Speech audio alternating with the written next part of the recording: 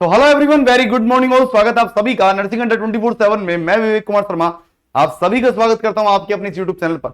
और आज हम लोग बात करने वाले हैं यूपीसीएचओ के बारे में। यूपीसीएचओ की एक बड़ी दमदार वैकेंसी निकल कर आई है। आप लोगों को पता होगा यूपीसीएचओ में पहले जो है वो परसेंटेज बेस पर था, अभी क्या होने वाला है पूरा सिस्टम बताने वाला हूं। तो इस वीडियो के लास्ट तक आप बने रहिएगा और आपके हर सवाल का जवाब मिलेगा कि कौन कौन फॉर्म भर सकता है, क्या जीएनएम वाले फॉर्म भर सकते हैं या नहीं भर सकते, पहले जिन्होंने फॉर्म भरा था क्या उनको वापस से भरना होगा या नहीं भरना होगा, और इस बार एग्जाम पैटर्न होगा या डायरेक्ट मेरिट बेस होगा, परसेंटेज बेस होगा, और कब एग्जाम होगा, कब लास्ट डेट है, कब फॉर्म स्टार्ट होगा, सारी बातें मैं आप लोगों को बताने वाला हूं इस वीडियो के अंदर।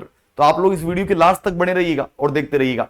देखिए क्या है पूरी खबर आपको बता देता हूं, एक बार जल्दी से पूरी बात को बताता हूं आप लोगों को। आप लोगों को पता होगा कल एक नोटिस आया है, डिटेल नोटिस आया है, एक डिटेल नोटिस आया है जिसमें हमने देखा है एनएचएम, ये देख सकते हैं आप, कंप्लीट ये कॉरिडोरम है और इसके अंतर्गत आप देख लीजिएगा टोटल पोस्ट कितनी है। मैं आपको यहां पर अच्छे से बता भी देता हूं टोटल पोस्ट कितनी है। देखिएगा अब आपको अच्छे से दिखेगा भी, टोटल पोस्ट है इसके अंदर 7,401 टोटल पोस्ट है। टोटल पोस्ट कितनी है? 7,401 टोटल पोस्ट है। और इसके लिए फॉर्म स्टार्ट कब से होने वाले हैं? फॉर्म स्टार्ट 28/10/24 मतलब 28 तारीख से स्टार्ट हो गए हैं और कब तक होंगे ये फॉर्म? 17/11 तक ये फॉर्म चलेंगे आप लोगों के। इसमें जनरल के लिए काफी अच्छी वैकेंसी है 2,960, उसके अलावा ईडब्ल्यूएस के लिए 740, उसके अलावा ओबीएस या मैं बोलूं कि ओबीसी के लिए भी अच्छा मौका है। यहां पर आप देख सकते हैं 1998, एससी के लिए 155 और एसटी के लिए भी अच्छा मौका है। अच्छी पोस्ट आई है, मतलब लगभग टोटल अगर बात करूं तो 7,401 टोटल पोस्ट आई है यहां पर। अब देखिएगा नेक्स्ट बात करूंगा आप लोगों से। अब एक बात खास है, पहली बात तो ये ध्यान रखिएगा कि जिन अभ्यर्थियों ने जिन्होंने फॉर्म को भर दिया है जिन्होंने पहले से फॉर्म को भरा हुआ है उनको वापस से फॉर्म नहीं भरना है। मतलब जिन्होंने वो 5500 पोस्ट पहले जो थी ना, जिन्होंने एप्लीकेशन किया है, अप्लाई किया है, उनको वापस से फॉर्म को फिल नहीं करना है। उनका यथावत फॉर्म जो उन्होंने पहले फॉर्म फिल किया था उसी को कंसिडर कर लिया जाएगा। दूसरी बात मैं अब आप लोगों को साफ साफ देखो पूरी बात बताता हूं स्टार्टिंग से लेकर लास्ट तक। पहली बात 28 तारीख से फॉर्म स्टार्ट होंगे, 28/10/24 से स्टार्ट होंगे और कब तक होंगे? 17/11 तक फॉर्म चलेंगे, पहली बात। दूसरी बात, जिन्होंने पहले एप्लीकेशन किया था, प्री अप्लाई किया था, उनको no need to reapply, लेकिन उनको वापस अप्लाई नहीं करना है। लेकिन अगर कोई एरर है, उनको लगता है कि पहले फॉर्म में दिक्कत हो गई थी, नाम में कोई दिक्कत हो गई थी, कोई और चीज में एरर हो गई थी, तो करेक्शन कर सकते हैं। तीसरी बात, जिन्होंने पहले फॉर्म नहीं भरा था वो अब फॉर्म भर सकते हैं। इवन जिन्होंने अभी नर्सिंग पास की है वो भी इस फॉर्म को भर सकते हैं। जिन्होंने बीएससी नर्सिंग अभी रिसेंटली पास किया है वो भी फॉर्म को फिल कर सकते हैं।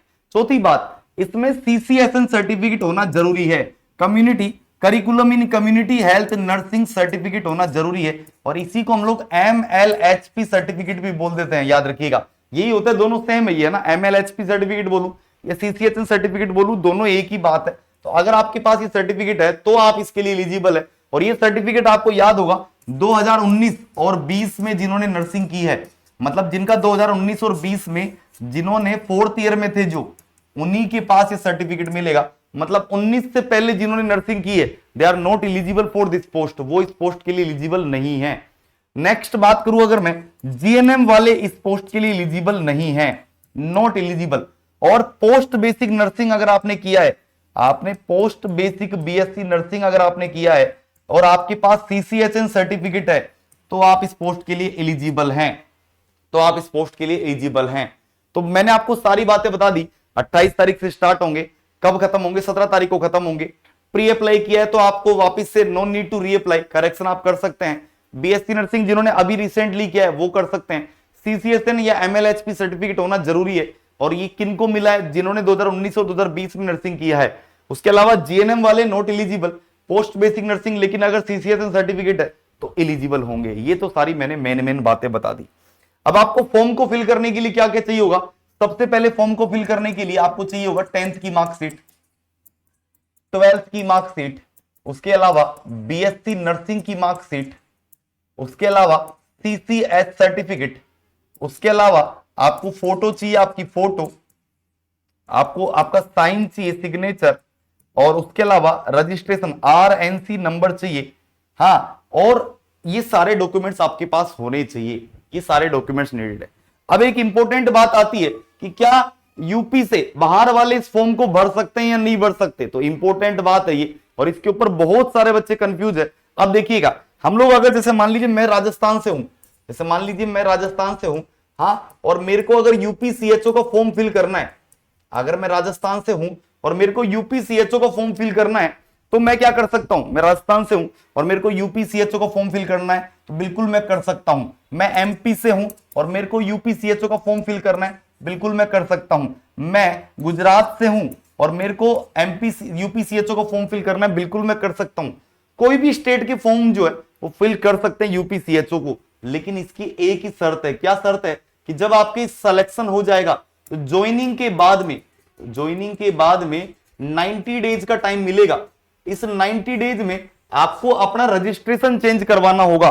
विद इन 90 डेज में आपको क्या करना होगा, आपको रजिस्ट्रेशन चेंज करना होगा, और अगर आप ये रजिस्ट्रेशन चेंज करते हैं तो ही आपकी जो है ज्वाइनिंग मानी जाएगी। नहीं तो आपने अगर 90 दिनों के भीतर भी रजिस्ट्रेशन चेंज करके यूपी में रजिस्ट्रेशन नहीं करवाया तो आपकी जॉब टर्मिनेट हो जाएगी और पूरी मेहनत माटी में मिल जाएगी।